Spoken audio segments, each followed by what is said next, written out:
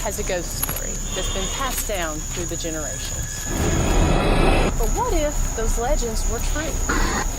My name is Miranda Young, and I'm the Ghost Biker.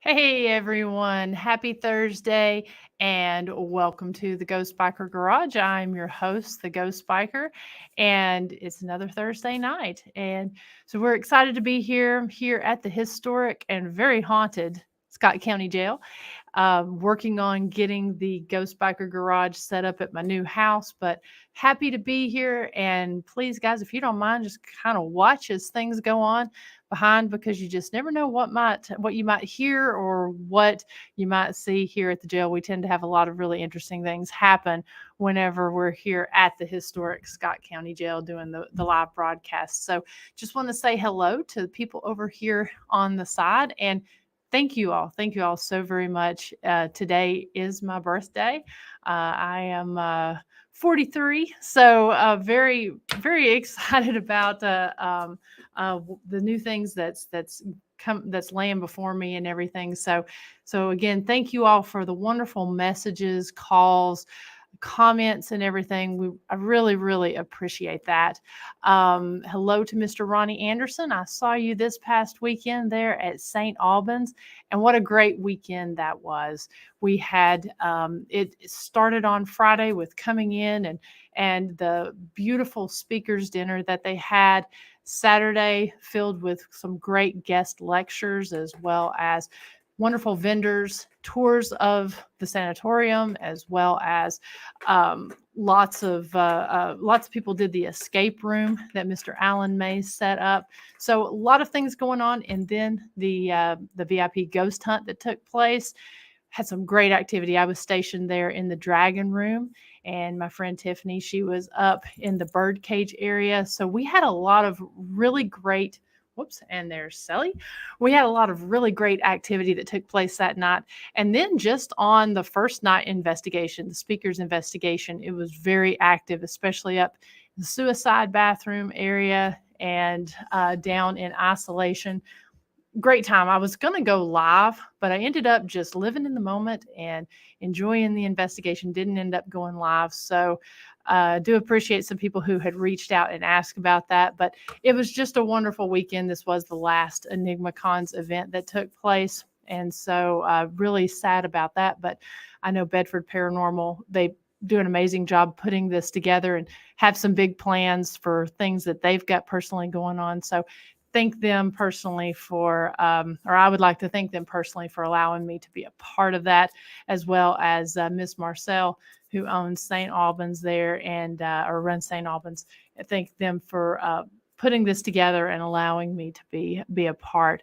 Hello to Susan Purcell, Mr. Brandon Cooper, Stephanie O'Brien, and Miss the Zombie herself, Miss Sonia Thompson. Again, hello everyone. Thank you so much for tuning in. Just want to talk a little bit about some of the cool things that we've got going on here at the historic Scott County Jail, as well as some of the stuff that we've got going on here with Ghost Biker. We've been really, really busy this year, but I want to get this pulled up here on the screen. We actually just announced this today. Next Thursday is May 4th, which is Star Wars Day. We are doing a special flashlight tour here at the jail, and we've got all of the different details about that. Instead of touring the jail via flashlight, you're actually going to be touring it via lightsaber. So everyone, we do have that limited to six spots, or excuse me, we have that limited to 10 spots. And you will get a free little mini lightsaber with the purchase of your ticket. But those tours, those go through the history as well as the paranormal findings that we've captured here at the historic Scott County Jail. So again, that's going to be on Star Wars Day. May the 4th be with you. We're going to be doing that special flashlight tour.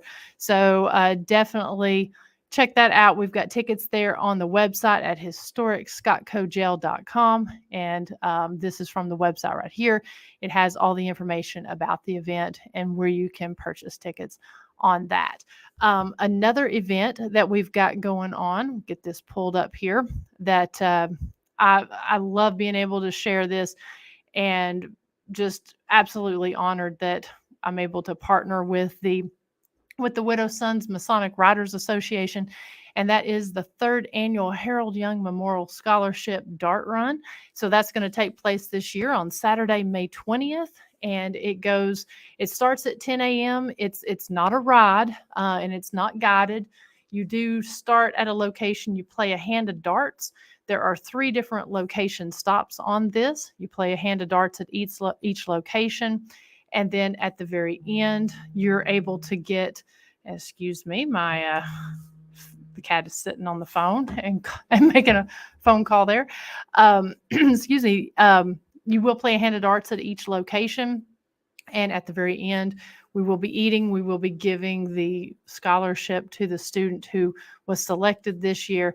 And then the winner will be calculated, and they will be getting an award for last year it was a trophy, but they'll be getting an award for whoever had the best hand of darts. So just to let me pull this, zoom in on this a little bit. It is $20 per player. It's not just for motorcycles, but we do definitely welcome our biker friends. So all vehicles are welcome. Your price does include a meal ticket. And the starting location is going to be just a little bit different this year. It's going to be starting down at the Masonic Lodge down in Robbins. Got the address on the flyer. The second stop is going to be Dilligaff Motorcycle Shop. And then the third stop is going to be here at the historic Scott County Jail. So a lot of really cool things going with that. The funds of this does go to a student who is majoring in the field of science. As I've mentioned before, my dad, he was a 30-year educator. He was also a 50-plus year Mason. And so that's why we're partnering with them. But the scholarship does go to a high school student from Scott High School who is majoring in the field of science. Last year, we gave it away to a girl who was going into nursing. And this year, we had, I believe, 10 students who had submitted their information for this scholarship. So we have chosen a person, and very excited to reveal who that will be at the event that's going to take place on May 20th. We have had several people who have donated already, and so we greatly appreciate that. And we will have more information if anyone is wanting to donate to that cause and they're unable to make the event. But we hope that you will put that on your calendar and plan to come out and join us on May 20th. We are also working on several other motorcycle rides that we hope to get posted here very soon, as well as some other great things that we've got going on here at the historic Scott County Jail and with Ghost Biker Explorations. Hopefully very soon. I was talking to Marcel there at St. Albans. We're working on a ride that's going to take place up there. And so not quite got any dates on that. We are in the very, very early stages. So really excited to be partnering with them and doing something very special. But I want to go ahead and get tonight's guest on, because we've got a whole lot to talk about. And if you've watched the show in the past, he's been on the show. I believe this is the 3rd time that he's been on tonight's show. And he is just definitely someone who I consider such a wonderful friend, and somebody that I've investigated with, highlighted on one of my episodes there, the Nickerson Sneed House. But Mr. Jake Fife, he is a paranormal investigator for Fife Paranormal and a reporter for WHSV Channel 3 News in Harrisonburg, Virginia. And just kind of a brief intro to what we're going to be talking about tonight. In 1964, a UFO allegedly landed near Fishersville, Virginia. The sighting got the attention of Project Blue Book, a top secret military program designed to investigate UFO sightings. As sightings continued, people began worrying for their safety, causing a panic that spread all over the county. Jake Fife investigates the sighting and government investigation for a special special news report. And so that news report was just released, but we're going to be talking in detail about that tonight. And so I hope that you guys, if you have any questions, that you'll put them over there in the comments, and we'll definitely dive right in and get into that. So please help me in welcoming my friend, Mr. Jake Fife. Hey, Jake. Hey, Miranda, and hello, everyone watching. Thank you all for having me on. It's always an honor. Well, I appreciate, and when, I like following what you're doing through your different news reports and stuff. But whenever you reached out to me and wanted to talk about this special project, I was so honored that you reached out wanting to be on the show. Well, I've said this many times. I absolutely love being on your show, and I always love talking the paranormal with you. And you have such a great community around you, and they're very supportive. They ask great questions, and a lot of them, follow my stuff as well, and they're very supportive. So, in my opinion, this was the perfect place to go Yes. in depth about this special project. Absolutely, absolutely. Well, just in case there are some folks on here that don't know who you are, I know you started this at a very, very young age. So, just briefly before we get into tonight's topic, tell us, how you got started with the paranormal and really when, kind of your journey that led up to this point. So the paranormal has always been a part of my life. My earliest life memory was seeing shadow figures, running in the hallways of our old house when I was probably 2 or 3 years old. But my dad was an investigator going back to the 1980s. And I had an experience where I saw some, pretty vivid apparitions when I was 9. And when we moved to the place where we're currently living now, I finally asked him, what is this stuff? Because even when we moved, I was seeing stuff, hearing stuff, feeling stuff. And so he finally sat me down and, explained it all. And I took an interest in it. And that was when we formed Fife Paranormal. And so we've been doing that pretty much since 2010.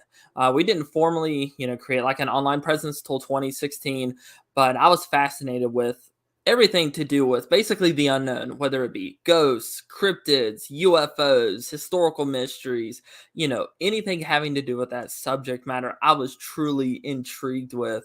I've done probably over 400 investigations during my 13 years in the paranormal, lucky number 13.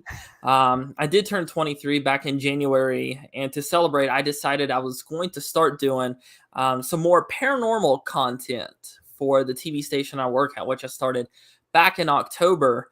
And I was kind of apprehensive about doing it at first, simply because I wasn't sure, because it's not just my YouTube channel or, like Facebook or anything. This is an actual news organization, and is one of actually the largest news channels in the state of Virginia. So I was a little hesitant at first to actually do it because honestly, I figured I would be just laughed out of the place. But I had the confidence that I knew what I was doing. I knew it would do well. I just had to present it in the right way. So after getting my legs under me doing a few special reports, I finally did my first paranormal project, and it went viral. And people absolutely loved it. We got the comments. I was like, oh, this is stupid. This is made up, that kind of stuff. But, it was pretty much, swamped by, hey, this happened to me. Can I tell you my experience, or you should investigate here? And so, it really gave me the confidence to do more and more and bigger special reports. So I did a few others, and we actually had an event, an incident happen. Everyone at the station knows me as, the Ghostbuster or the Ghost Hunter. A lot of them follow my stuff, and they think it's cool, but they also kind of tease me a little.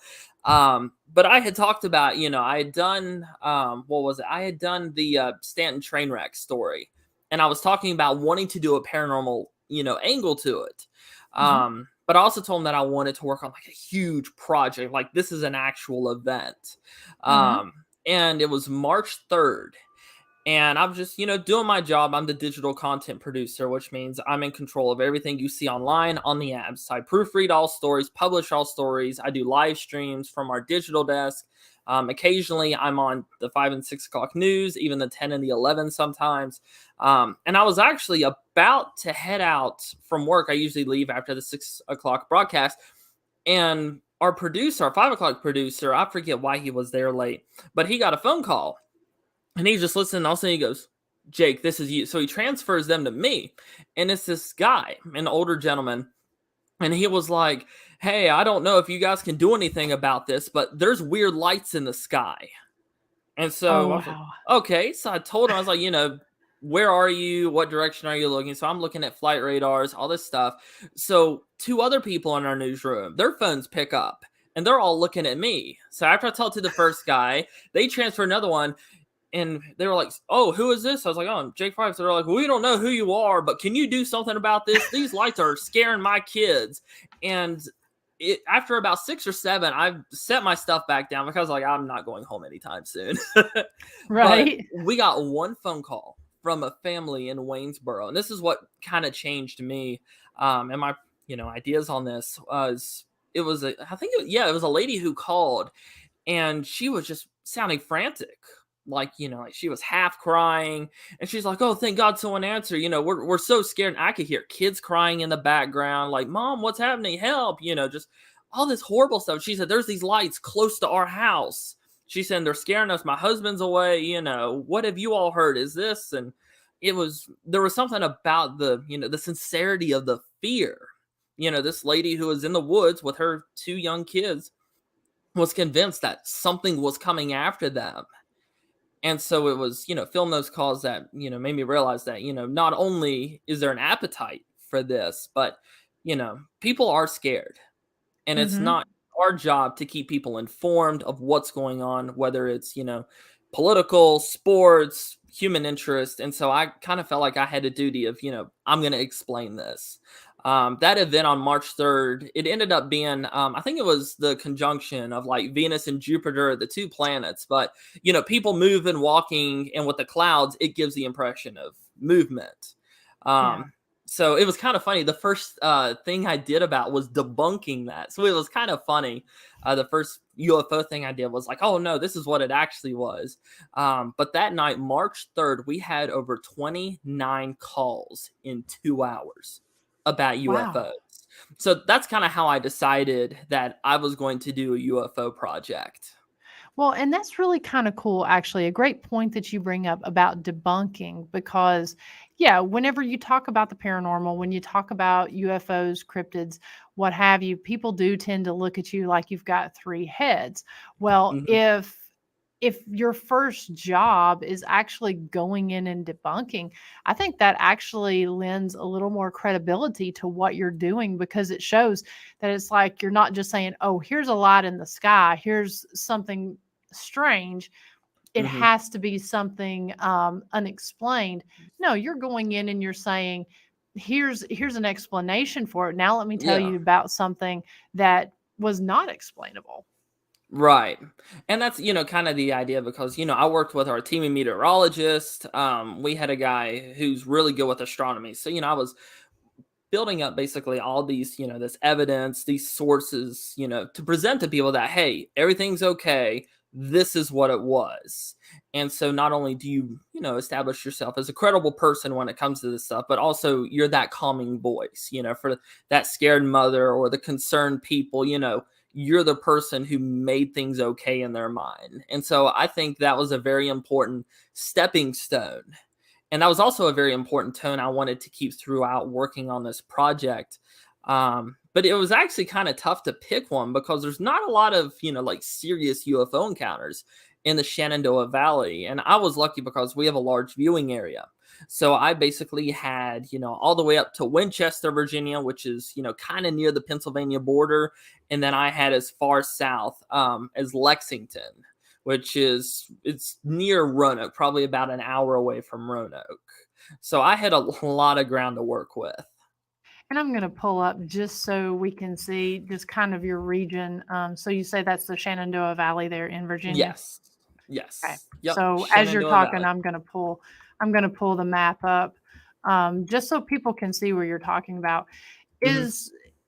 Is there a lot of, because you hear about certain areas like out in Nevada and out west, different areas that get a lot of UFO activity happening throughout time. Has there been a lot of activity in Virginia itself?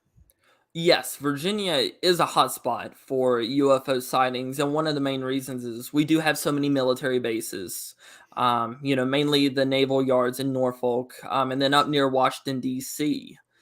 So Virginia is very much a hotbed for UFO sightings, and yeah, as Miranda has put up there, everywhere in red is the Shenandoah Valley, and it's basically the room I had to roam for the most part. Not sure why my computer's acting so weird. I get weird activity every time I'm talking about anything UFO. It's the weirdest thing. So I'm really curious to see tonight because it seems like every time I go to talking about anything, I can talk about anything except for missing in national parks and Mhm. UFOs, and then something strange always seems to happen. Did you have anything? Well, for example, I had, on LinkedIn, you can see who's been looking at your page. You'll get a pop up that says so and so has looked. Yeah. After I've done several different UFO stories, I've had people from the government looking at my Oh page, and boy. it's like, you could, and the Air Force security. It's like, now you could go on there and look at my page and not let me know, but you want to know, or you want me to know that you're there. Did you have anything strange or anything weird happen after you picked up this story? I didn't have, kind of like, I guess, the Men in Black tailing me, or at least that I'm aware of. Um, I did have some strange stuff happen, um, but I noticed it happened after I picked out the location or the case I was going to do.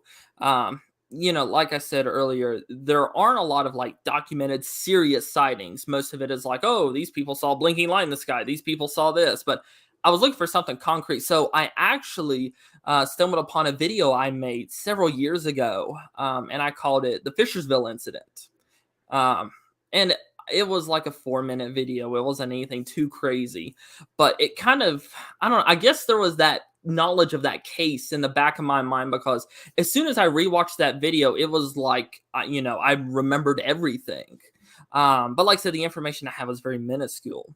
Mhm. So I went online because there was an article that a local newspaper did in 2016 about it. And they, I based my video largely on them. So I contacted the original author of the article and I said, hey, I'm working on this, I kind of want to take a different approach. Where did you get your information? So this guy, he's actually, his name is Dale Blumfeld, I believe is his name. He's actually a published author, published like 3 or 4 books. Very nice guy. But he told me, he said, I'll do you one better. He said, I was in contact with the FBI when I did this because I guess he had a friend or something, but he said they sent me copies of the original Project Blue Book file.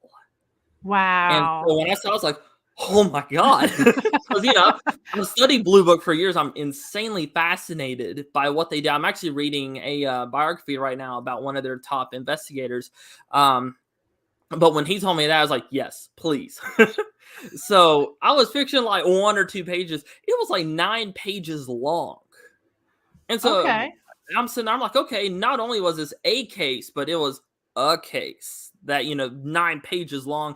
And it was cool. They had the original, because for Blue Book, you had to fill out like this little questionnaire form and send it to them. Then they had to approve the investigation. They actually had a copy of the original form that was submitted.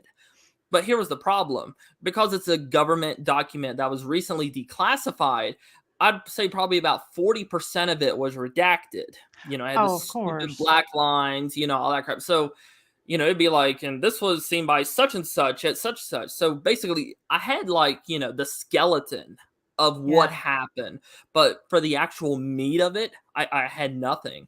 So I asked him if, I asked Dale if he had any more information, and he went through his archives and he actually saved newspaper clippings that he had, gotten from 2016 when he had. I was very lucky and thankful that he still had it. But I had newspapers from, I think it was all the way to Ohio, Richmond, the region. I had a few eyewitness testimonies. So basically, I was gifted everything. And what was cool about Wow. it was, reporters jumped on this case and they had names, they had interviews, they had pictures. So all I had to do was basically plug in the names from the articles to the Blue Book report, and I was able to 100% remove the redacted stuff. So, Oh, you know, wow. and so it was a cool feeling that, I have a fully, declassified file that no one's ever seen the entirety of since 1965 in its, original raw form. So And so when they were, and not to interrupt, but when they redact something like that, did they just redact it before it was released, or was this some of the original redacted information once it was so put together? it's a mix. What it looks Okay. like to me is a mix of stuff. For serious Project Blue Book files, it not only stayed within the US Air Force, but if they determined it was serious enough, it would go to the Pentagon, and Okay. then it would actually go to the desk of the president. So I would Wow. say along the way, different stuff was redacted as needed. But naturally, when the U.S. military declassified all these files, they would go through and redact new stuff. So Mhm. it's a mix of old and new redactions. Okay. Okay. So I'm going to go ahead and kind of pull up as we're talking a little bit of this story, and let me get this right here. Um, and you just kind of talk us through your process, because like I said, you've been doing this, you've been putting videos out for a long time, and it's Hmm. been really cool to see you grow from where you started to now be doing this as your job. And so that's got to be such a cool feeling, and I know that's one of the things we always talk about here with with Ghost Biker, being able to take these fringe topics and put them into the mainstream. And we do Yeah. it through the biker and the tourism community. But you're Mhm. doing it from that large scale and doing it on the news of all places. Yeah, and that's when I was going through the case, because I knew this was going to be a big project. And I knew that it wasn't going to be like a 2 or 3 minute thing. This was going to be a big event, like 10 to 20 minutes. And so as I'm combing through all of this information, I realized that it's going to take me longer than a week or two to put this together. I actually started working on this on March 5th, and I only Okay. released it on I released it Wednesday. Okay. Yeah. So it And took me a really long time.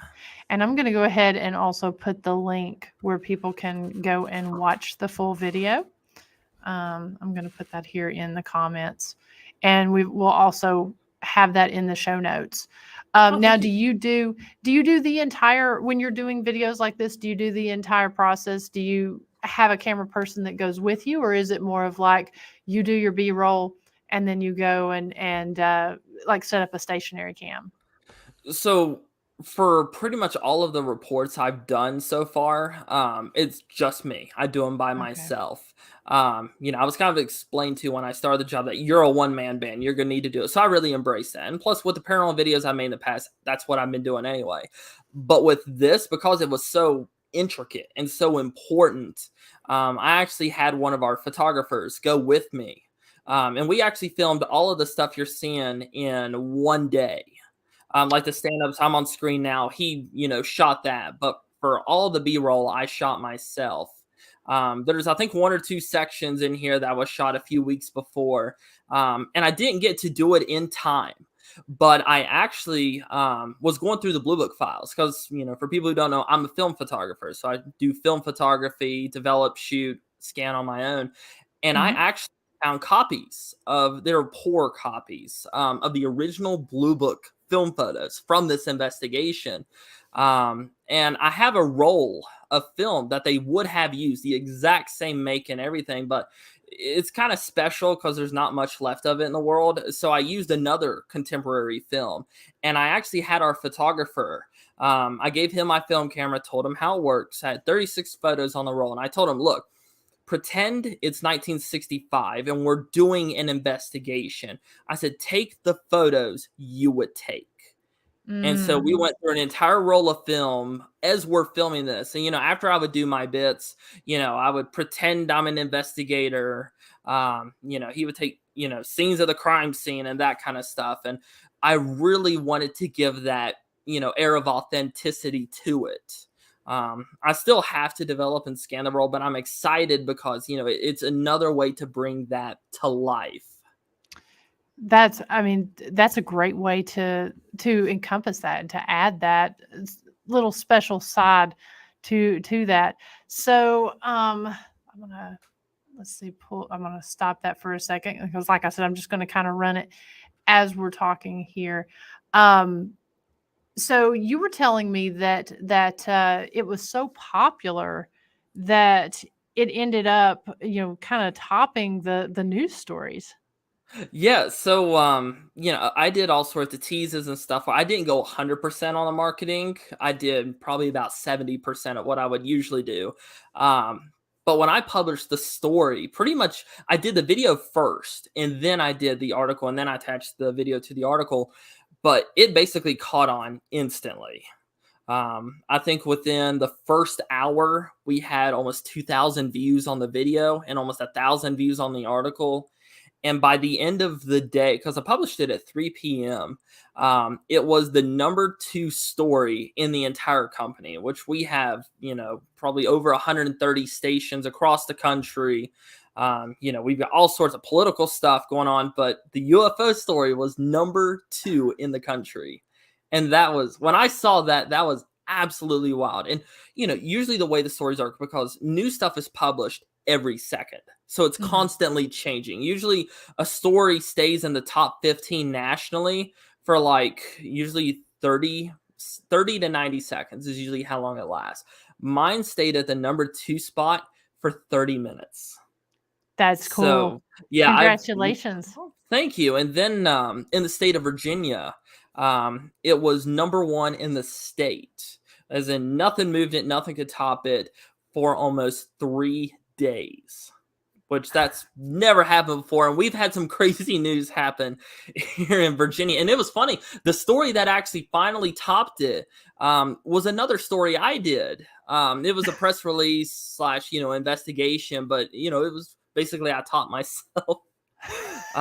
But still, as of, writing this, I actually checked the stats when I got home tonight. It's still almost 4 days later in the top 10 in the state of Virginia. And it's in the top 20 in the country. And it's got combined video views almost 25,000, article views almost 30,000. So you're looking at about 10,000 views a day. Wow. Why do you think that is? Do you think that there's just such a huge fascination with UFOs and UAPs and such, or do you think that it is just kind of the state of the way we are right now, that there's just so much information that's being released, people are just looking for it? I think it's a mix of both. One of the things that I knew would help it was the fact that it was an unknown UFO case.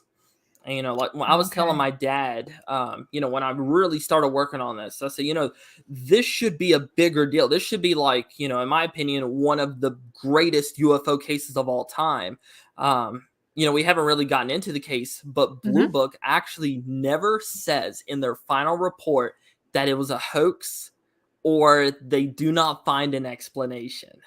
Which Well, out of the 12,000 cases they investigated, only 701 were, were confirmed unidentified by the U.S. Air Force. This was one of them. So that's a huge deal.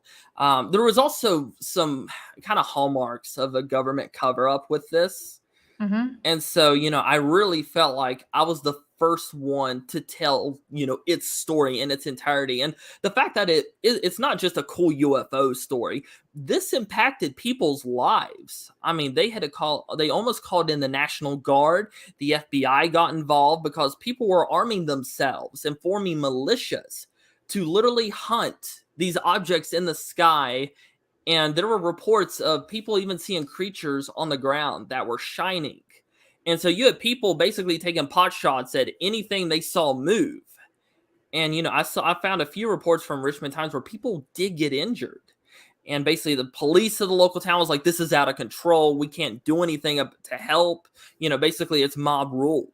And it's all because of this. And, a local professor at Eastern Mennonite University got on a radio program and said that, studying texts, and he was the one who took the Geiger counter readings because there is like quadruple the amount of radiation found at the landing site as there is normally. But the government said, "Oh, that never happened," which kind of strange. But he went on a radio program and said that the UFO sightings were a sign of the apocalypse, and that not only the apocalypse, but that Jesus Christ was going to appear in Augusta County at any time.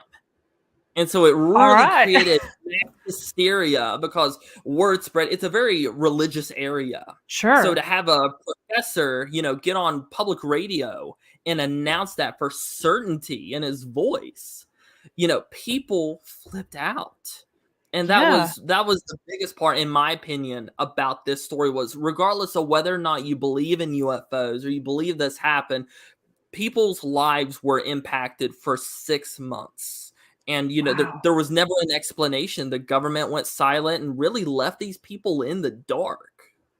Well, and I mean, that's why I think that it's really challenging, because, you're sitting there thinking with all the new information that they're talking about releasing or that they talked about releasing, and then you Mhm. find out that they really didn't release that much.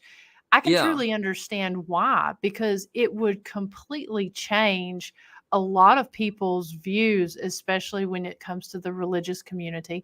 It would totally shake a lot of the moral foundation. And then when you look at how we dealt with things when it came to the stupid pandemic that happened, Mhm. with people flipping out over toilet paper and sanitizer and everything else, it's one of those things that I mean, I don't think we could ever handle that. No, I mean, the purpose of Blue Book was to investigate, but also calm the people's minds, and they did that by Mhm. debunking and saying, "Oh, this is that." That's where the famous weather. It's a weather balloon. That's where that comes from. It's not actually Blue Book, but Project Grudge, which was before Blue Book. But they never released a formal report to the public. And that's one of the things that got me about this case was they always do like media presences, they always, release a final report, but they didn't. They literally just left these people high and dry. And Blue Book acted in the shadows for a lot of stuff. But this is one of those local reporters really jumped on it. There were Mhm. two in particular that basically hounded them everywhere they went. And so, we're very fortunate. Typically in Blue Book cases, there's like two or three interviews. In this, there's over a dozen interviews because people wouldn't leave them alone, and it really made these military agents uncomfortable. And they actually ended up calling for backup because it wasn't just a UFO allegedly landing. There were over 45 sightings in this small little area within 6 months. And you had people coming to them, because they couldn't be in disguise anymore. Everyone knew who they were, what they looked like, asking for answers. And, they had no answers. They had no explanation for it whatsoever. Even the director of Blue Book, who rarely got involved with this stuff, got personally involved. And even he, in a private letter to the head investigator, David Moody, told him, I don't know. This is strange. And so I realized as I was researching that this isn't your typical UFO case. This isn't a Kecksburg. This isn't a Roswell. This is different. Okay, well, let's kind of dive into the case there. And again, Hmm. if anyone over in the comments has any questions, please feel free to ask them. And when we get to a break in our conversation, we'll definitely pull that up because I've seen a few different questions coming up over here. Hmm. But let's kind of dive into this and talk a little more in detail about it. Yeah, so basically what happened was on December 21st, 1964, at around 5 p.m., a gunsmith who actually worked in Harrisonburg, his name was Horace Burns. He was driving on Route 250 from Stanton to Waynesboro. I travel it all the time. And as he got close to the local middle school, he noticed something off to his left in the northern direction. He described it as a metallic object that was moving quickly, but then deaccelerated when it got close to him. So as he's driving, he said his vehicle just stopped completely. It was like literally the engine died as the object got over him. So it's kind of difficult to exactly say what happened the next part, but the Blue Book file says that he got out of his vehicle and started going towards the aircraft on foot. because it landed in a field 100 yards off of the roadway. So he said that he watched it for about 90 seconds to probably 2.5 minutes. And he described it as about 125 feet in diameter, 80 to 90 feet high. And under the bottom, it had this weird blue ring that was going in circles, but it also had another light that was pulsating under it. He said it made no noise whatsoever, but he said every 6 feet on the craft, it had these ridges. And he said the closest thing that it looked like to him was a beehive. So he said after he watched it, he was frozen. He couldn't move. He couldn't think. He just remembers just, taking in this object. And he said all of a sudden it made a whoosh sound, and then it just took straight up into the air about 500 feet and went back in northern direction. So he went back to his truck, which he said was strangely in park. He didn't remember putting it in park, but something in this, it's an old manual transmission, you have to do a bunch of stuff in park. He said somehow the truck had put itself in park and had turned itself off, as in the key was moved. So there was physical manipulation of his truck that he doesn't remember happening when he got out. Okay. And so he went home, told his wife, and his wife said, "Oh, you need to tell somebody." And he said, "Well, no, I run a gunsmith, business." And he's like, "People will laugh me out of town. I'll be out of business." So he ended up telling his story to the Professor Guyman at Eastern Mennonite because he learned that they had a UFO club there. So he talked to him about the sighting, and they went back to the spot about 8 days later with a Geiger counter. And they reported that the Geiger counter readings, I think it was like 60,000 counts per minute, which is, far and above what, the natural level should be. And they also, both of them reported feeling sick when they left the area. So Guyman and Burns's wife convinced him to talk about it. So he contacted a reporter at WHSV, and it was actually their top story on the 6 o'clock news a few days later. And so, that was cool to read about. But apparently some people in the U.S. Air Force, because there's a military presence around, apparently they had caught wind of it. But someone suggested that he fill out a form and send it to Blue Book. And so he did. And on January 12th, at Wright-Patterson Air Force Base, they held a meeting about it. And they not only sent 3 agents, they sent 3 of their best agents. One of the ones being Sergeant David Moody. He, participated on several famous cases. But what's intriguing about Moody is in every single case, he usually dismisses it within a day or two. He's like, "Oh, it's this. Oh, it's that. These people are crazy." This is the only case I have read of his where he does not say that. And he never comes up with an explanation. This was, for all intents and purposes, the one case that stumped the king skeptic at Blue Book. And it was also one of the reasons he never talked about. This case is never mentioned again after they finally closed the report. But Blue Book came down January 12th. They landed at the airport, and they met with the reporter, Burns, and then Professor Guyman. They went back to the spot, and they did another Geiger counter reading almost a month later. And the U.S. government, the Blue Book file says they never got anything. But Guyman and Burns went to different reporters afterwards saying that whenever the agents were doing their readings, they wouldn't let them see it. So, and that they apparently were marking stuff down. So it never made it to the Blue Book report what it was, but I think they saw radiation, and that's why they kind of hushed it up. So over the course of the investigation, they ended up interviewing Burns 8 times. And then finally the director called him. And in his letter, he said he berated him, trying to get him emotional, to cry, to be angry, so that he would slip up in the heat of the moment. But even under this provocation from U.S. Air Force general, his story stayed the same all 8 times. Never changed one detail, even 2 months after it happened. So they hung around a little bit, because between December 21st And about January 15th, there were 10 more sightings in this little area. So they're investigating. Reporters start catching wind of what's going on because they had been there at the first investigation. And then apparently there was another report done at WHSV, and then the local radio station apparently ran wild with it. They basically, one newspaper account from Waynesboro says that there's a new UFO sighting reported daily by this local radio station over the course of 30 days. So you're talking about Wow. 30 sightings at least in a month. A lot of those don't even count towards like the full investigation. So the number's probably closer to like 60 in a 6-month period. But as stuff starts happening, people are, tracking down these agents and stopping them at restaurants, at their hotels, or stalking them, literally saying, hey, are we in danger? What's going on? That kind of stuff. Because the reporters were really good. They did their homework, and Blue Book typically investigated a case if there was national security risk involved. So when the reporters ran an article in the local Stanton newspaper that, hey, they only investigate when we're in danger, we're in danger, and that's when they called in more agents. That's when, Professor Guyman went on radio and was saying, Jesus is coming back, this is proof.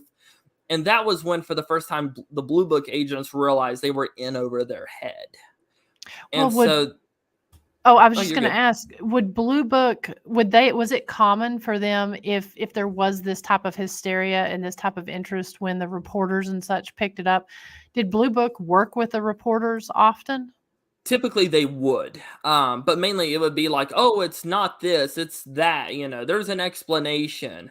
Okay. But in this, there was, I can't remember, it was towards the end of January, but Moody told a reporter that we don't know what this is. It's an actual quote. I have it in the article. We don't know what this is. We've never seen this before. And that's where they left it. Blue Book basically went radio silent. They were still in the area. They were just operating in the shadows.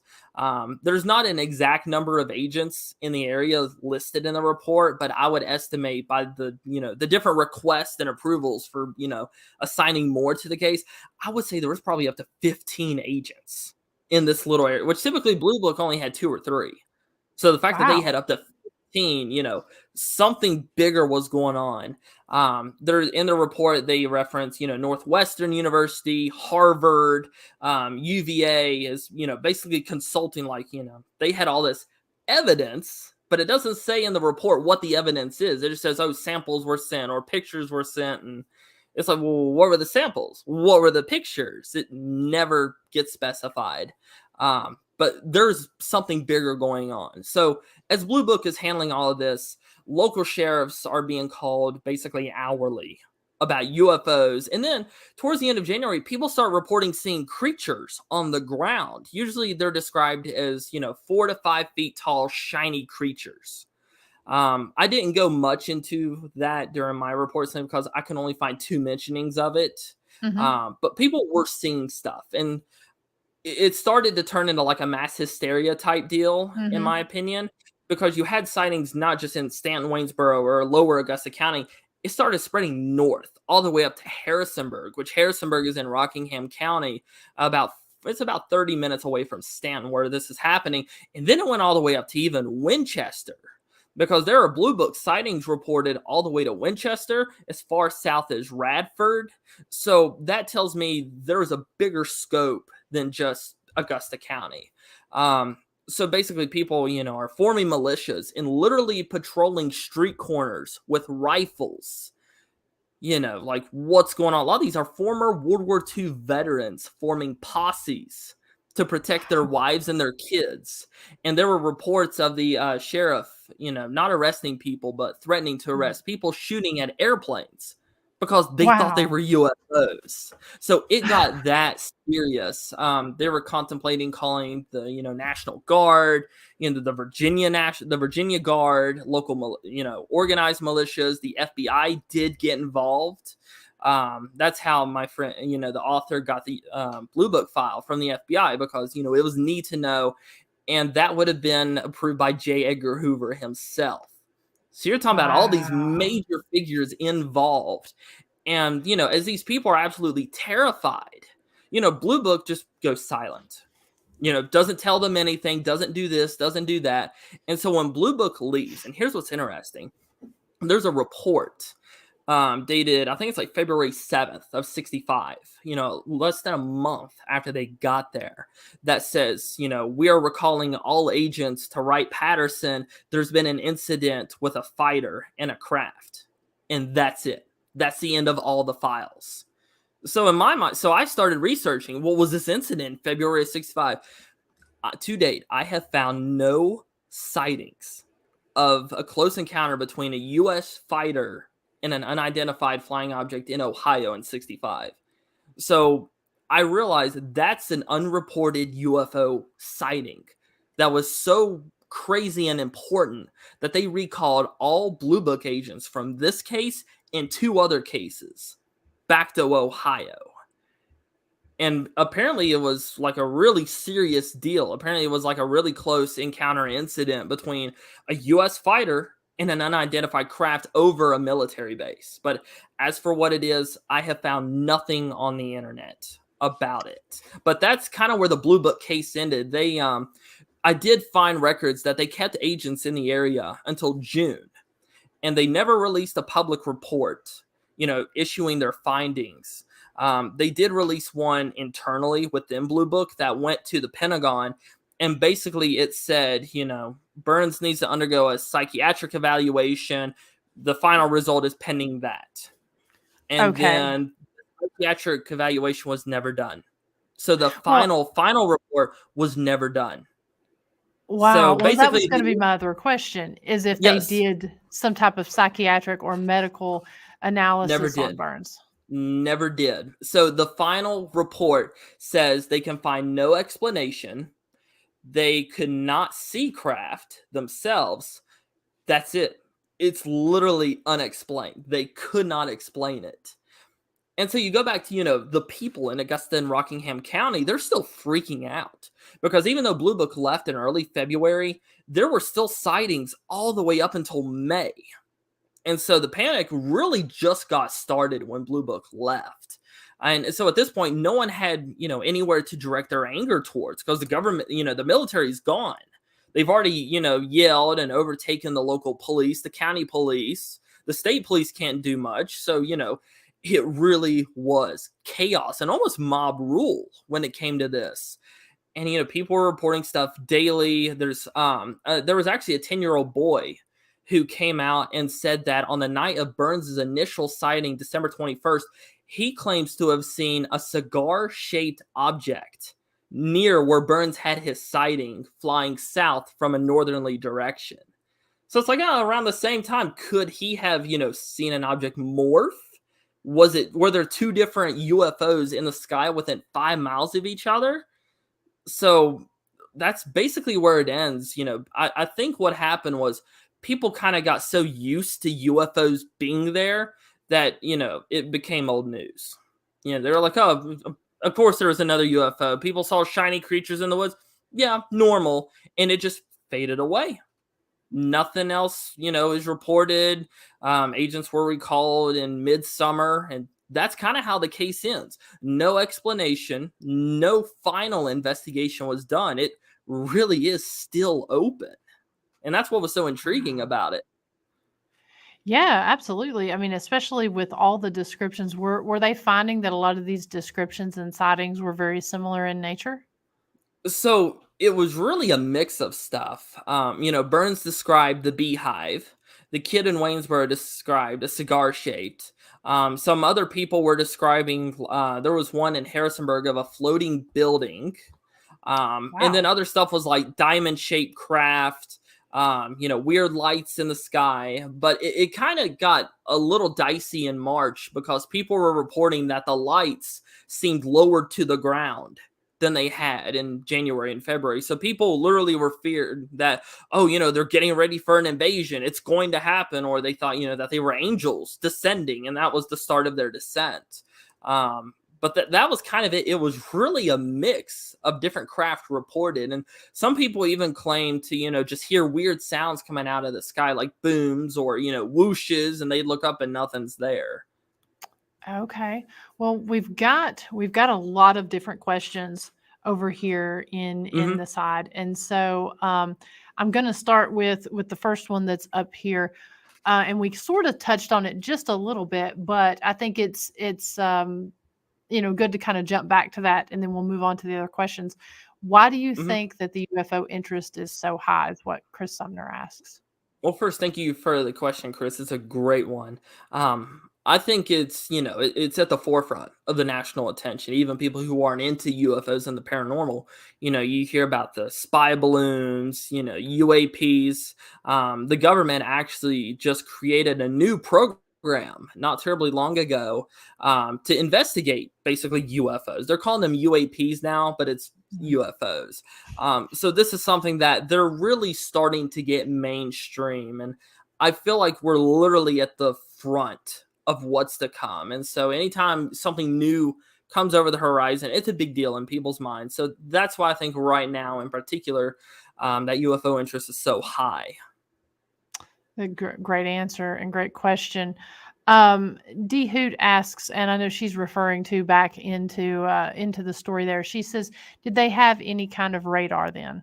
Yes, they did have radar. The closest airport, there would have been two. There would have been Weir's Cave, which is about 15 miles north of Stanton. And then there's a Bridgewater Air Park, which is actually private, but they have a lot of ties to the military. They would have had probably the most advanced at that time. There's no mentioning in any of the reports or any of the newspaper articles of radar readings or anything, which is kind of strange. So, as for whether or not objects were picked up on radar, I don't know. Okay. And Ronnie says, "Jake, have you ever heard of Richard Lang? He is with MUFON. I do believe he had mentioned this event to me a few years ago." I do not. I actually reached out to MUFON for comment, suggestions. When I started working on this, I believe it or not, never heard back from MUFON. Hmm. But the name does sound kind of familiar. Um, but yeah, it's a case that it is out there if you look hard enough, but it doesn't have the publicity that it deserves, in my opinion. Okay.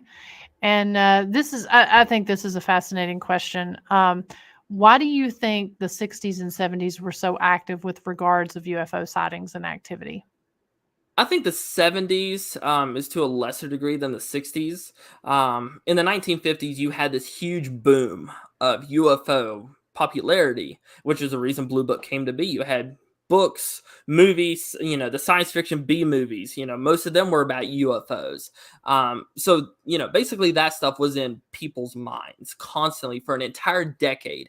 And even in the early 60s, you still had like Ed Wood and, other B movie creators that were still doing UFO stuff. You also had Blue Book that was giving press conferences. They were talking, but around this time was when some people were starting from the military were starting to talk about their sightings.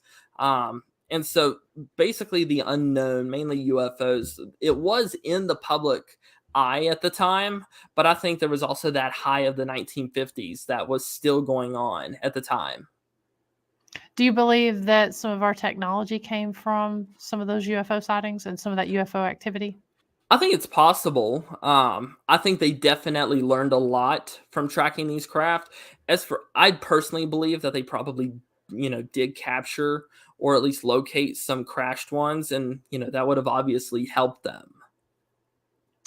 Gotcha. And Ronnie says, "What is your theory on why they were interested in this particular area?" I honestly don't know. Something that I'm actually saving for a future report was in 1967. A guy working at an archery range, literally a mile and a half from where Burns had his sighting, reported a metallic craft landing. Three shiny beings, about 3 feet tall, get out, talk to him telepathically, and then go back in their craft and with a whoosh sound fly away. And then 5 days later, Wow. men in black in weird cars that seemed futuristic, according to newspaper accounts, started interviewing people. So 3 years later, basically the same thing happened again. Only you have, not Blue Book, you have, according to reports, men in black getting involved. So as for why they picked this area, I really don't know. I used to work at the local airport for 3.5 years, and they do a lot of military training maneuvers around there. And there is a Okay. heavy military presence. I think that possibly has something to do with it. And that's what Chris is saying here. A lot of sightings happen near military bases, which Hmm. would make sense. The let's see here. Janet says, "Was it only sightings, or did anyone get taken based on your It was reports?" just sightings. Yeah, Okay. just sightings. Did any of the people who reported sightings, did any of them report any strange phenomena such as lost time? I know you mentioned burns with the key in the car and everything, but Hmm. was there anything as far as like lost time or any of the other typical type phenomena that people mention? So from everything that I read in the reports and the newspaper articles, not really. It was more of, people see stuff and then that's kind of it. It was only Okay. Burns, who had some strange stuff happen to him. The Blue Book investigators, they asked several follow-up questions like, have you been feeling ill? Are you experiencing this? The only ones who seemed to have any effects was Burns and Guyman. When they went back several days later, and they started feeling sick, which they attributed to the radiation levels. Hmm. Did anyone else seem to? So Burns was the one, I guess. Person one who saw this.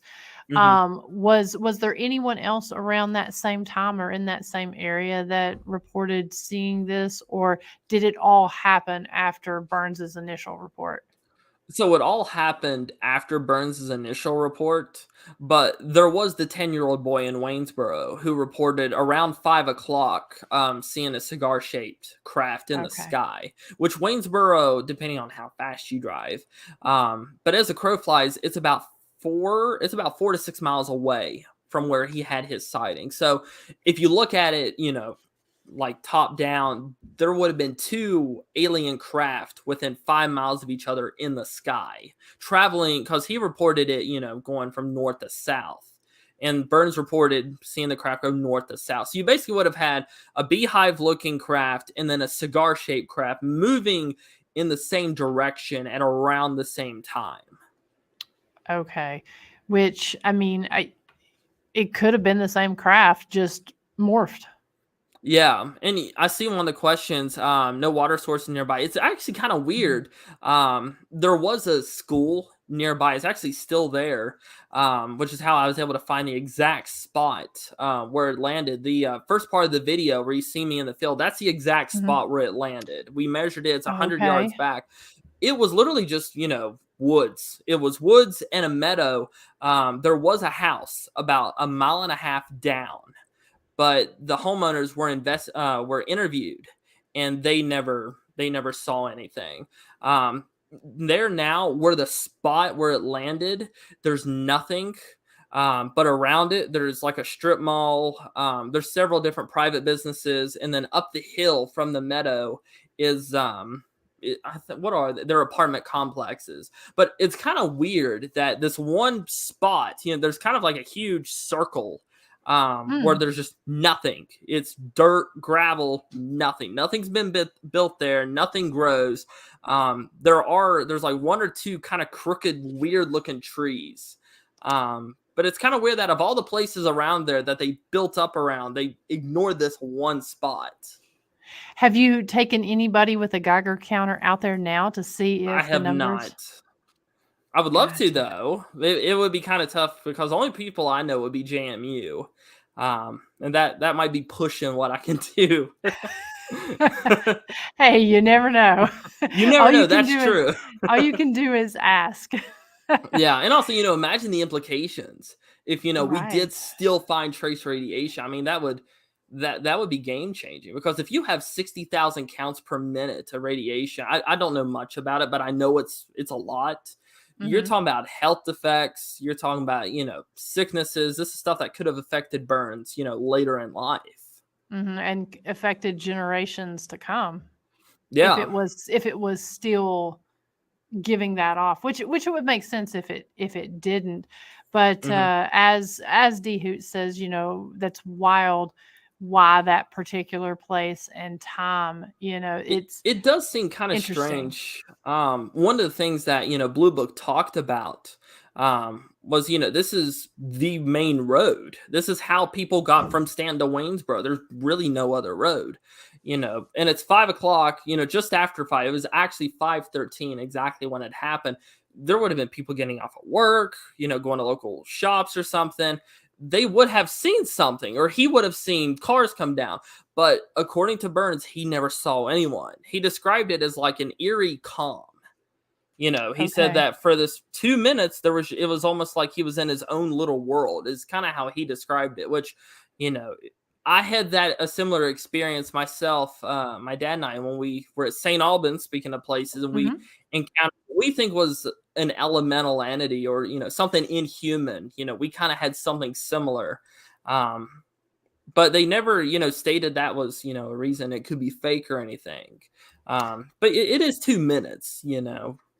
Yeah, well, do you believe, so kind of going into that, do you Mhm. believe that all of these, whether it be elementals, or just the paranormal and anything kind of lumped under high strangeness, do you believe that all of that is connected with some of what we experience in the paranormal itself?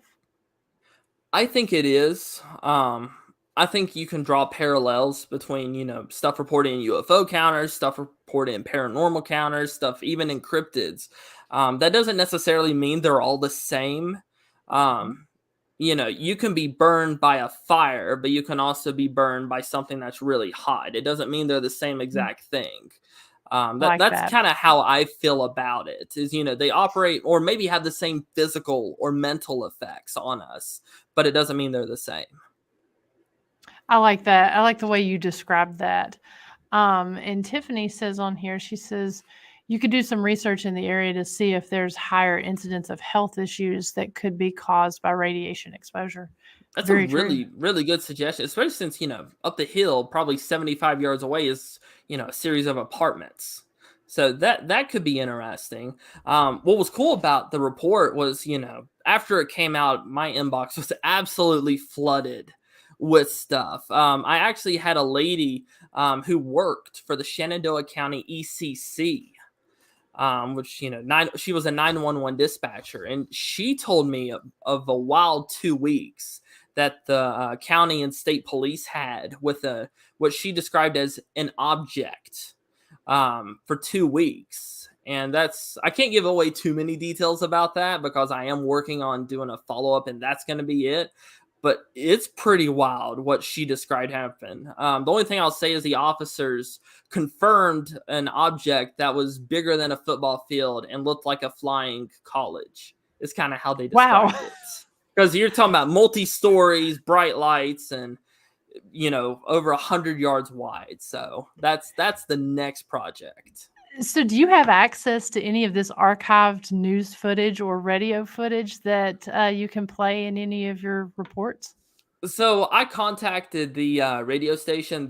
Their archives didn't go back that far, and then I looked through our archives. But our building where we are now, we've only been there since 1997. So I guess between where they moved the original location to the new location, stuff got lost. Because our show archives only go back to like the early 90s. Yeah, so Okay. unfortunately there's nothing left from that broadcast, which sucks because I know the exact date it aired, I know the time it aired, I know the anchors, and that kind of sucks. Right. Well, I also, let me see. Let me go back here and pull this up. I kind of want to talk about any other big projects. You mentioned that one that you're working on. Any other big projects coming up? Because as I've been following everything you're doing, you just recently did a really cool report on some of the wildfires that were taking place there in your area, and the Yeah. photos are again, not to change topic, but Hmm. that was definitely one that caught my eye with some of the different stories that you're doing out there. Yeah, I mean, when I do my stuff, it's not just and all the photos she's showing on screen. I took. Um, I don't just do the strange stuff. I do basically whatever I feel is needed. But we had been tracking our meteorologist. She's really good. She taught me how to use different satellites, weather tools. But we had been tracking this huge fire. There was actually one. What is it called? It was Smoke Hole Road, and it was huge. And then out of complete nowhere, this one near Franklin, West Virginia, sparked, which that's about an hour and like 15 minutes from our station, but it's in our viewing area technically. Um, and we had calls, we had emails, and people were like, you can't see anything in town because the smoke, and it's, it was getting out of control. I contacted so many different officials, and they were like, "Hey, sorry, we can't talk. All of our agents, even the people who are, like janitors, are fighting this fire." And so we finally got confirmation that it's huge. It's about 1,700 acres that's burned, and it's completely out of control. We can't do anything about it. And so we sent a reporter up with a drone, and he got about 20 miles away, and he had to turn back because of road work, but he was able to pull off, and it literally, the photo he sent looked like a nuclear bomb went off. That's what it looked like. And when I saw that, and having all the emails and all that stuff, something told me, even though it wasn't my job, I technically wasn't supposed to go. I told our news director, it was funny. She was getting changed, and I knocked on her door. I said, "Hey, guess what?" And she came out. She's like, "What?" I said, "I'm going to Pendleton County." She's like, "No, you're not. You've been here since 8:30 this morning. It's about 4." And I was like, "I'm going to Pendleton." I said, "This is huge." And so me and one of our meteorologists, we went over there. And, I did some live streams, and this is the first wildfire I've ever covered. I've covered building fires, police pursuits, car wrecks, deaths, but this hit different. It literally felt like you were in a movie, because stuff's happening here and there and craziness. There's people screaming, ambulances, it was intense. And it also was kind of funny because, like, I was doing some live streams and I was in some big meetings. So I was dressed in a suit and tie, and, so I was not dressed for a wildfire at all, but I actually have to pick up my clothes tomorrow because, we ended up on the front lines. The photos that you showed, we were about, I think we estimated about 50 yards away from the flames, which, you should never, ever get that close, but we did. Well, But you're the news, you know. the news, yeah. Sometimes you got to be safe and push it. But everyone there, the first responders, they were absolutely amazing, very professional. Any questions we had, even though they were busy, we tried to stay out of their way. They were quick to answer us. They even asked, "Hey, do you want to get on a four wheeler, an ATV? Do you want to go into the fire?" And we were tempted, but we decided not to. I was gonna say But the answer everyone is was, always yes. I know, but at this point it was like 8 o'clock, and we had to put our stuff together for the Your day 10 and was over. 11. Yeah, I mean, by the time all was said and done, I worked a 14 and a half hour shift. Wow. It was wild, but just he was getting some good B-roll, and we stopped at this lady's farm, and the fire was literally 50 yards from her house. And there was something that kind of struck me because I'm a photographer. So I, noticed like compositions or dramatic scenes. And there was one, I guess her kids had run inside, but there was like a kid's toy on top of a slide. And behind it was just flames and destruction. And it was just like, the innocence of, just being burned. And, Mm, seeing this lady crying and sad that, am I going to lose my house? Help me. It really makes you think that it's not just something exciting that happens. yeah. It's devastating, it's sad. And so we tried our best to help people. The meteorologist that I was with, we actually helped carry supplies into the fire station when people would unload them. So it was our chance to give back and tell people that everything's okay. If they're working to take care of it, you're fine. And so that Yeah. was a big thing for me. And that was something. It ended up burning until I think like Friday or Saturday, and there was 2 other fires that popped up. And so I do a lot of breaking news. That's actually where most of my reports come from. But doing something like that, it struck a chord with me, and I really wanted to take those photos and show that, hey, yeah, it's cool when you see the photos. It looks nice, but there's a human side to this. That's right. It's destruction, it's tragedy, it's loss. And That's really what I wanted to showcase with the reports and stuff that I did. How does that that's interesting you mentioned that, because one of the things we've talked about when we put these paranormal videos together is that the people we're telling stories and talking about are people who were once human. Yeah. You're telling these stories from a different point of view that's affecting, and it's essentially humanizing people who are here now, taking Hmm. these great kind of extreme stories Hmm. and showing how it affects people now, because so many people are affected by the news Yeah. about what's going on. Hmm. How has that changed, or has that changed the way that you put your paranormal videos out, and really any video that you're doing?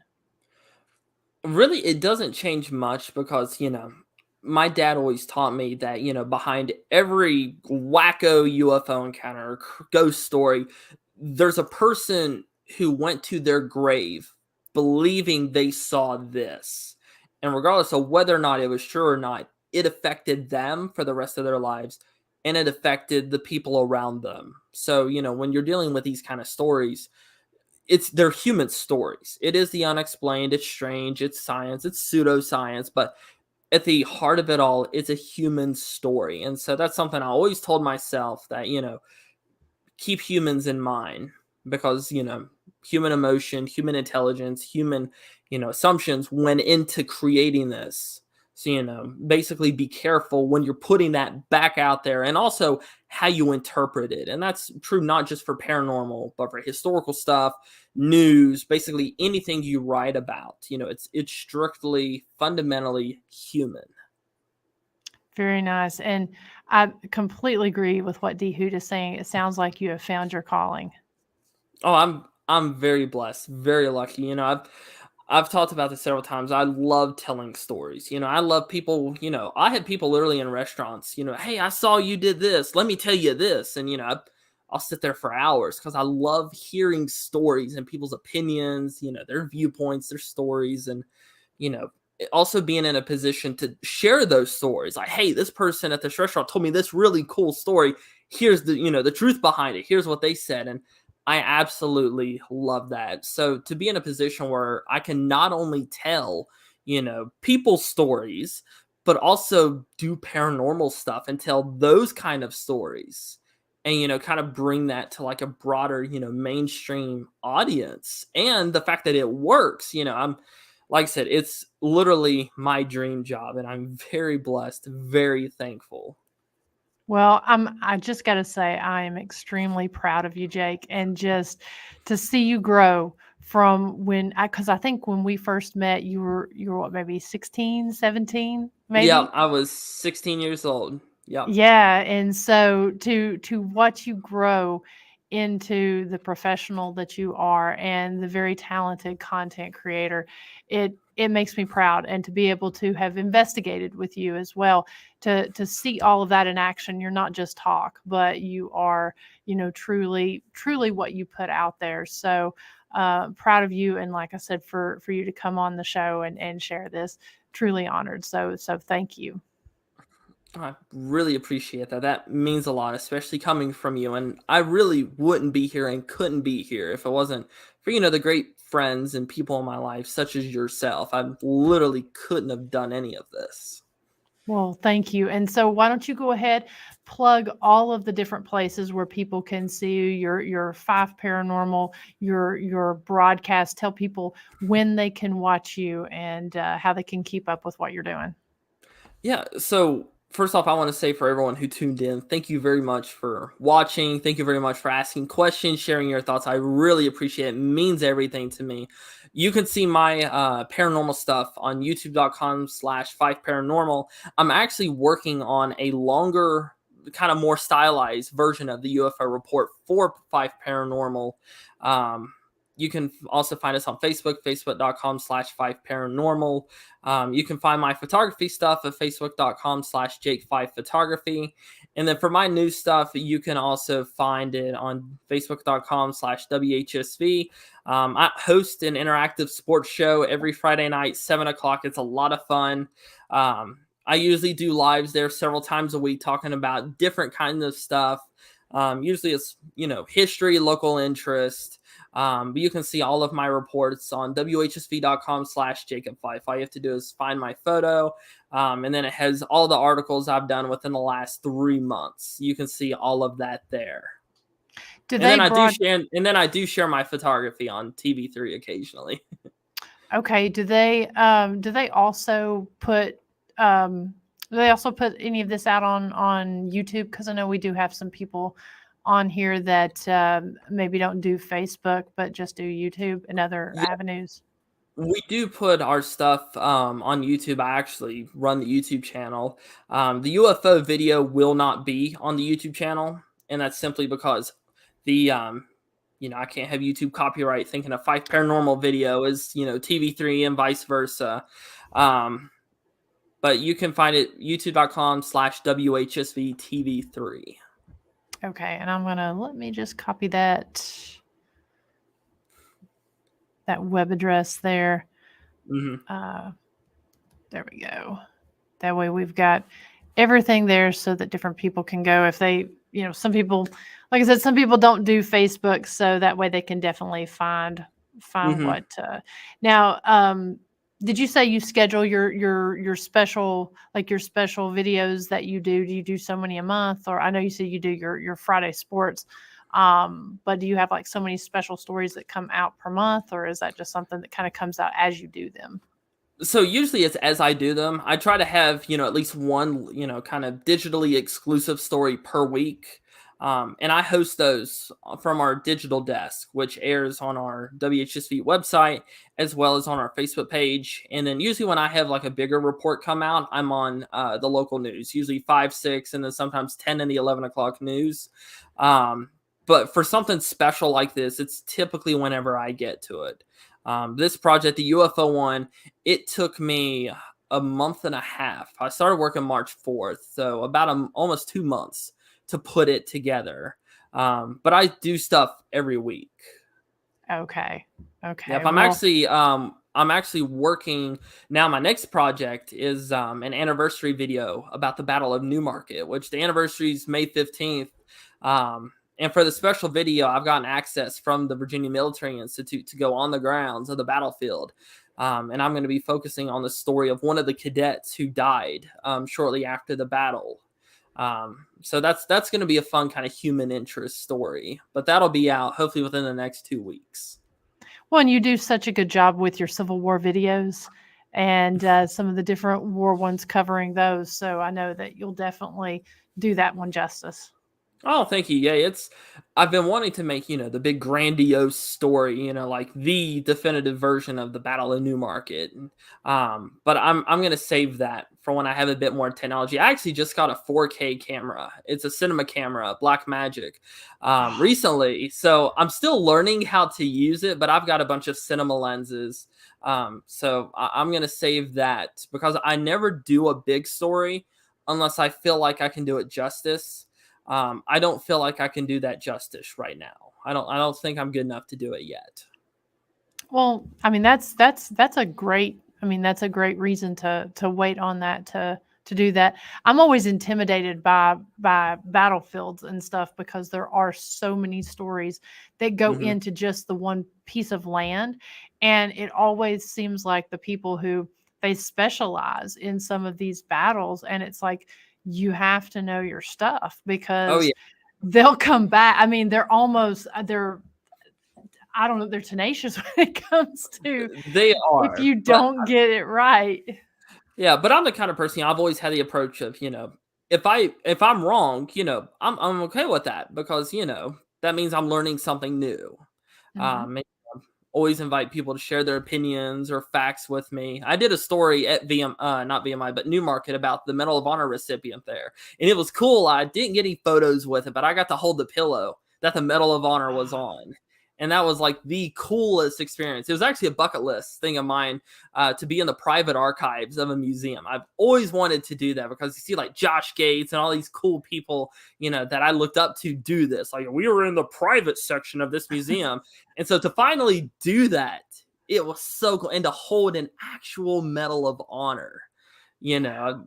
So I love doing that stuff. And I like putting myself in these situations where not only do I get to do cool stories, but, I get to do some stuff that's fun for me too. Right, right. It's fulfilling on so many different levels. Oh, So, yeah. guys, definitely go check out Jake's page if you're not already following him. I know whenever I was sharing that you were going to be on the show today, I actually had 3 different people reach out to me that was talking about, "Oh, I can't wait to see Jake on there." And they were sharing it because they were like, "Oh, I know Jake and I can't wait to watch him." So Mhm. if you're not already subscribed to his Fife Paranormal page, Instagram, Facebook. If you're not on that, please go check that out because, again, supporting content creators, just going on there, liking, commenting, sharing, it goes a long way when it comes to content creators because there's a lot of work that's put into this. And so definitely go check those out, check the show notes, check the comments here, and give him a like, follow, and subscribe. I know that it would be greatly appreciated. Mhm. And thank you all so much for your questions. We've had some great questions and comments here tonight. Just a great topic. Thank you for It sharing was a it with lot of us. fun. Thank you for having me, and thank you for giving me the platform to do this. I thought of several places where I wanted to share this, but I knew there was only one place that would do it justice, and I'm glad you let me on the show. Oh, absolutely. Anytime, Jake. And whenever you get ready to release this second part to your story, please keep us in mind. Let me know, and we'll have you back on after it's released. Will do. I look forward to it. And Miranda, you do amazing work. I've looked up to you for so many years, and just keep it up. You've got a Well, great thank you. community. You do great work. Well, thank you, Jake. That really means a lot. And like we mentioned at the first start of the show, definitely be keeping your eye out for some really cool events that are going on here with Ghost Biker. Are you speaking at any events coming up, Jake? No, this is actually the first podcast I've done, since I started in TV. I've kind of taken a little bit of a backseat from that, just kind of doing my own stuff. Which, like I say, I'm kind of busy these days, so I don't have as much time to dedicate it as I used to. Yeah. Well, as things go on, maybe we'll run into each other again at a Paracon. I know you speak at those or used to speak at those quite often. They were fun, and I do want to say, before we end the show, I did get greenlit. I haven't announced it yet, but I was greenlit for a short run, probably 5 to 6 episode paranormal series for Ooh. TV3 that will air on TV. Oh. So that's going to be filmed this summer, but I'm super excited that it got greenlit. It took a lot of convincing. Well, keep us posted, and whenever you get ready to release that, let us know, and we'll have you back on. Will do. Nice. And so again, folks, don't forget the third annual Harold Young Memorial Scholarship that's going to take place on May 20th, starts at 10 a.m. We say it runs till 1 p.m., but it's if we want to have a ton of bikes, a ton of cars that's out there playing darts. So we'll go as long as people are showing up and playing a hand. I think probably around 1 p.m. is when we'll be giving or presenting the scholarship to this year's winner. So definitely we will also have a link for folks that if you do want to donate and you're not able to make the event, we definitely appreciate that because the scholarship is $1,000 that we give to a student, and so we're hoping to raise more money to either give more scholarships or to be able to increase that amount because going into school, it's a very costly affair here. So, and then also, like I said, there are many different events that are coming up that we'll be talking more about. The Gettysburg Battlefield Bash is going to take place on July 14th, 15th, and 16th. Also, the Ghost Biker Weekend that's going to take place October 14th, 15th, and 16th as well. That will be a motorcycle ride as well as a ghost hunt, meet and greet, full day event at Harley Davidson there, Wildcat Harley Davidson in London, Laurel, Kentucky. So a lot of really cool things filming for season 6. Whole lot of things going on, as well as a couple other events that we've got coming up that we'll be talking about more in depth. And then also, as we said, some great things going on at the historic Scott County Jail. So come and take our May the 4th be with you on Star Wars Day next Thursday night. Come and take that. I know Chris will be hosting that flashlight tour because my guest next week, very excited about this. I'm going to have Mr. Kevin Kane, and he's going to be on here talking about haunted dolls. He has quite the collection. He also has several books that he's authored about these particular dolls. So if you are into haunted relics, especially haunted dolls, then you're going to want to tune in next Thursday night for Mr. Kevin Kane as we kick off the month of May here. It's hard to believe it's already May, Jake. I know. Where is time going? Right.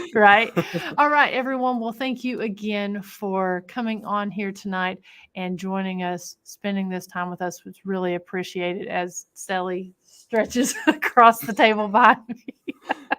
Always got to steal the show. So thank you all again for watching. Please keep an eye on the page for different announcements and different things going on. Check out the historic Scott County Jails page for other great things going on, because we keep talking about an announcement that we're going to make, and it is getting very, very close to an announcement. We just have to make sure. It's my fault the announcement has not been made, because I'm doing the website behind the scenes, and I want to make sure everything with scheduling and booking and everything is just perfect. So that is my fault, but we want it to work out, and I guarantee you're going to be happy with and excited about what we have to say there. So that's on Historic Scott County Jail Facebook and historicscottcojail.com. So until next week, I hope everyone has a wonderful weekend, and I hope you do as well, Jake. Oh, thank you, Miranda. And I hope everyone enjoyed the show tonight, and I hope you all have a good rest of your week. All right. Good night, everyone.